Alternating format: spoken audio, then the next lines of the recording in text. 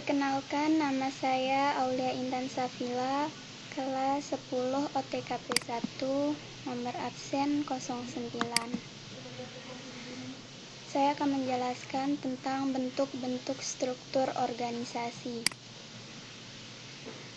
1. Organisasi lini atau garis. Organisasi lini adalah suatu bentuk organisasi yang menghubungkan langsung secara vertikal antara atasan dengan bawahan, sejak dari pimpinan tertinggi sampai dengan jabatan-jabatan yang terendah, antara eselon 1 dengan eselon yang lain, masing-masing dihubungkan dengan garis wewenang atau komando. Organisasi lini hanya dapat dipakai dalam organisasi kecil, contohnya perbengkelan, kedai nasi, warteg, dan rukun tetangga. Ciri-ciri organisasi lini atau garis. 1. Hubungan antara atasan dan bawahan masih bersifat langsung dengan satu garis wewenang. 2. Jumlah karyawan sedikit. 3. Pemilik modal merupakan pemimpin tertinggi. 4. Belum terdapat spesialisasi. 5. Masing-masing kepala unit mempunyai wewenang dan tanggung jawab penuh atas segala bidang pekerjaan. 6. Struktur organisasi sederhana dan stabil. 7. Organisasi tipe garis biasanya organisasi kecil. 8. Disiplin mudah dipelihara atau dipertahankan. Kelebihannya yaitu 1. Kesatuan pemerintah lebih terjamin karena pimpinan berada pada satu tangan. 2. Proses pengambilan keputusan dapat berjalan lebih cepat. 3. Rasa kesetiakawanan antar pegawai lebih tinggi karena saling kenal. Kekurangannya yaitu 1. Seluruh organisasi sangat beruntung pada satu orang. Jika pimpinan tidak mampu memimpin, kelangsungan organisasi tersebut dapat terancam jatuh atau bahkan hancur. 2. Biasanya pimpinan cenderung otoriter. 3. Pegawai lebih sulit untuk berkembang. B. Organisasi fungsional. Organisasi fungsional diciptakan oleh F.W. Taylor, yaitu suatu bentuk organisasi di mana kekuasaan pimpinan dilimpahkan kepada para pejabat yang memimpin satuan di bawahnya dalam satuan bidang pekerjaan tertentu. Struktur ini berawal dari konsep adanya pimpinan yang tidak mempunyai bawahan yang jelas dan setiap atasan mempunyai wewenang memberi perintah kepada setiap bawahan, sepanjang ada hubungannya dengan fungsi atasan tersebut. Ciri-cirinya yaitu 1. Organisasi kecil. 2. Di dalamnya terdapat kelompok-kelompok kerja staf ahli. 3. Spesialisasi dalam pelaksanaan tugas. 4. Target yang hendak dicapai jelas dan pasti. 5. Pengawasan dilakukan secara ketat. Kelebihannya yaitu pembagian tugas-tugas menjadi lebih jelas, spesialisasi pegawai lebih dapat dikembangkan, spesialisasi pegawai dapat dimanfaatkan lebih maksimal karena masing-masing fungsi dipegang oleh orang yang ahli dalam bidangnya. Kekurangannya, sulit untuk menentukan tour of duty karena para pegawai telah terspesialisasi. Para pegawai lebih mementingkan spesialisasinya sehingga sulit melakukan koordinasi. Tidak ada kesatuan perintah karena pegawai dapat menerima perintah dari beberapa atasan yang sama-sama memiliki kekuasaan. C. Organisasi lini dan staf. Organisasi lini dan staf adalah kombinasi dari organisasi lini dan fungsional.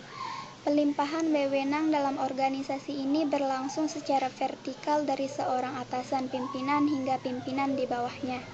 Tugas para staf di sini adalah untuk membantu memberikan pemikiran nasihat atau saran-saran, data, informasi, dan pelayanan kepada pimpinan sebagai bahan pertimbangan untuk menetapkan suatu keputusan atau kebijaksanaan. Pada struktur organisasi ini, hubungan antara atasan dengan bawahan tidak secara langsung. Ciri-cirinya yaitu 1. Hubungan atasan dan bawahan tidak seluruhnya secara langsung. 2. Karyawan banyak. 3. Organisasi besar. Kelebihannya yaitu 1. Memudahkan untuk pengambilan keputusan yang tepat karena adanya staf ahli. 2. Cocok digunakan untuk organisasi besar yang memiliki tugas dan tujuan yang luas. 3. Lebih mudah untuk menerapkan the right man on the right place. Kekurangan 1. Kesetiakawanan antar pegawai sulit dibina karena luasnya organisasi sehingga pegawai tidak saling mengenal. 2. Koordinasi sulit dilakukan karena rumitnya susunan organisasi. D. Organisasi lini dan fungsional. Organisasi lini dan fungsional adalah organisasi yang masing-masing anggota mempunyai wewenang yang sama dan pimpinannya kolektif. Organisasi komite lebih mengutamakan pimpinan, artinya dalam organisasi ini terdapat pimpinan kolektif atau presidium atau plural eksekutif, dan komite ini bersifat manajerial. Ciri-cirinya yaitu 1. Tidak tampak adanya pembedaan tugas pokok dan bantuan. 2. Spesialisasi secara praktif pada pejabat fungsional.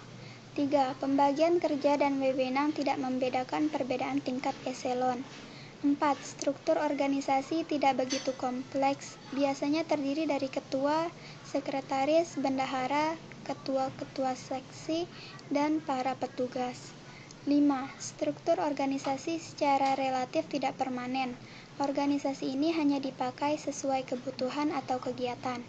6. Tugas pimpinan dilaksanakan secara kolektif.